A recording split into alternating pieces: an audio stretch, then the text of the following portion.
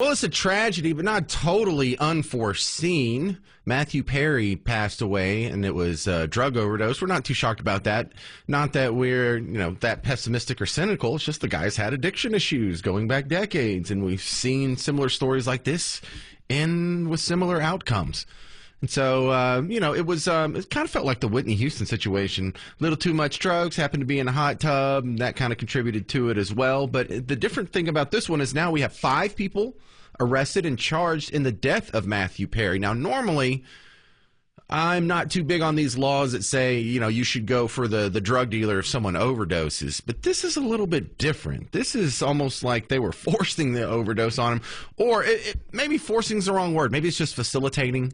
But see, this is why I have a lawyer come on and help me out with this. Javier Pérez is on the James Show. He's from Crain Brogdon here in town. And Javier, in the details on this case, it's much more than just supplying the ketamine that killed Matthew Perry. What's going on with this alleged drug ring behind it? Yeah, thanks for having me. I mean, this is a really tragic and unfortunate situation, of course, but it's really interesting how they've approached it. So they tracked, a lot of this is in writing by text message, which should be a lesson to everybody, kind of preying on someone who they know has this drug problem, like you said. And his Mr. Perry's in-house assistant finding sources for this ketamine and them actively scheming or conspiring to see how much money they could squeeze out of him, knowing he had this problem. And so is there some shady doctors involved, or was it just doctor shopping, which kind of takes some of the onus off of them? But wasn't a doctor one of the guys charged?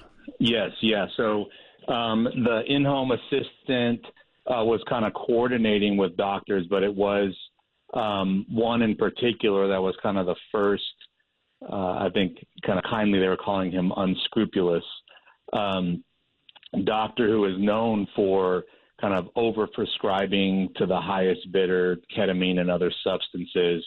And they coordinated, the assistant and that doctor initially. And then there was another doctor as well who is described as kind of selling whatever out of some strip mall, including weight loss drugs without even seeing people, that they coordinated to kind of take advantage of Mr. Perry. All right, now tell me about ketamine. It's sort of legal, sort of illegal. What is its status in this case? Sure. So, it's a controlled substance, which is, you need a prescription for it. And that's why they had to get doctors who have access to this sort of thing. But it's not exactly kind of something you go down to Walgreens and get. And it does have legitimate use that's backed up by studies to treat mental health things, which I think Mr. Perry also had a history of.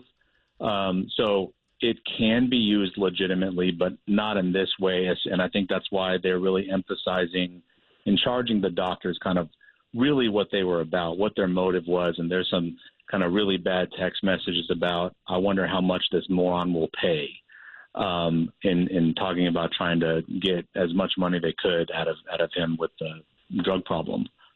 Well, that's just the ugly side of addiction that most people don't have to see. And so was the number, $12 vial of ketamine was going for $2,000? Right. Yeah. The markup itself is ridiculous, but there's something like they squeezed $55,000 out of him in cash just, in this short span of time, and including, the dosage that ultimately caused his death. Yeah, and another thing that makes this case different for me is they weren't just dropping the drugs off and he overdosed himself. Someone else was administering the shots. Right. So it was that first doctor, the unscrupulous doctor we talked about initially, who was injecting him directly, which I think just sounds awful. Like, this person has a problem and they're doing it to them, enabling them. But then that same doctor showed the live-in personal assistant how to do it, which is reckless at a minimum. And you're supplying him with drugs he doesn't need that are bad for him, and you're enabling a non-medical professional to continue to do so, buying ended up buying this ketamine from, I think they called her the queen pin, the ketamine queen.